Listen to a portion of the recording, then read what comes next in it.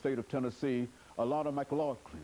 And of course, Alana, let me welcome you to the show this morning. Thank and you. I don't think that we have to tell our audience anything about you, because this is your second time being with us, and the last time you gave us such an excellent show that the fans that you claim that you got out there actually wanted us to bring you back. And of course, we're delighted to have you. What we'd like to do today, Alana, is to have you to talk about what we consider to be the early protest tradition in Tennessee.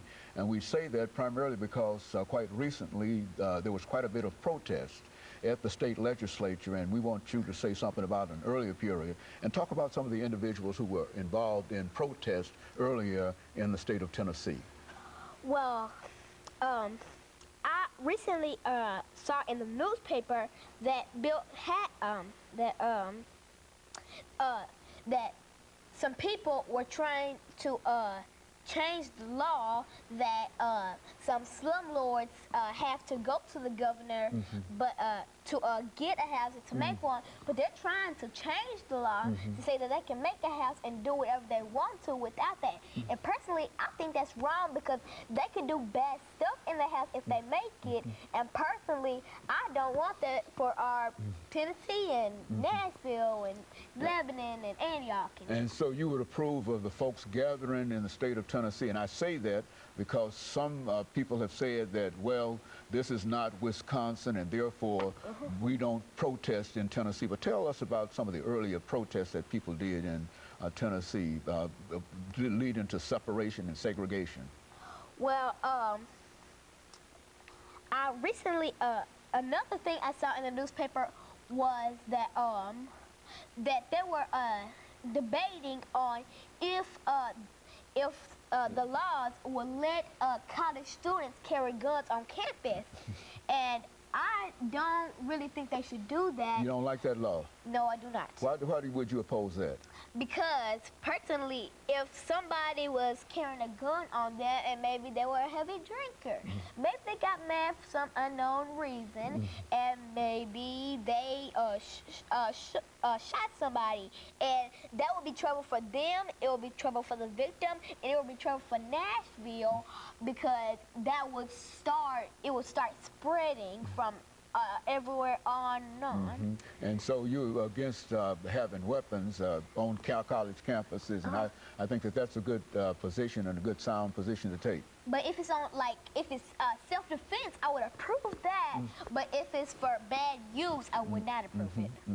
Now, you know, there are a number of other things that have occurred dealing with the teachers' union. As a matter of fact, we've got some folks who are coming up after you to talk about the teachers' unions and unions, period. A gentleman from the AFL-CIO, as well as another activist like yourself. What do you think about the unions and teachers in this time? Well, I recently heard from you that Bill Haslam, our current governor, was trying to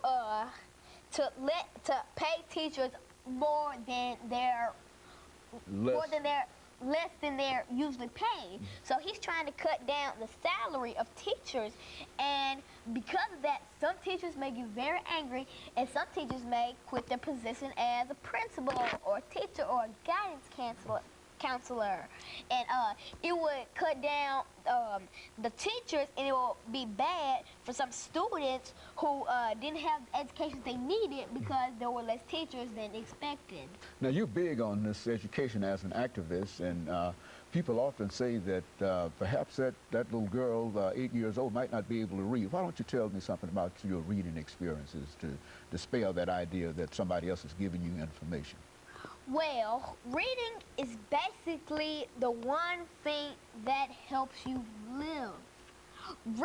If you were in segregated times, such as Martin Luther King's time, let's say that there was a black and white area of drinking water. If you didn't know how to read, you would not be able to read that you weren't supposed to go to the white area, and you weren't supposed to do that.